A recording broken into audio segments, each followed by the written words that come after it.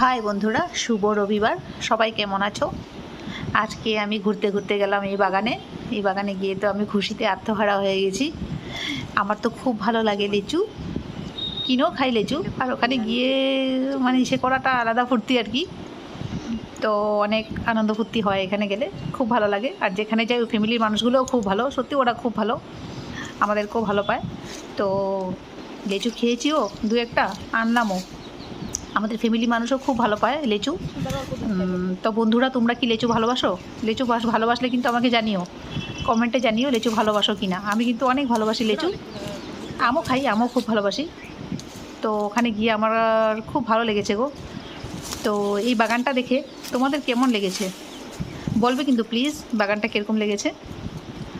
তো tata, bye bye.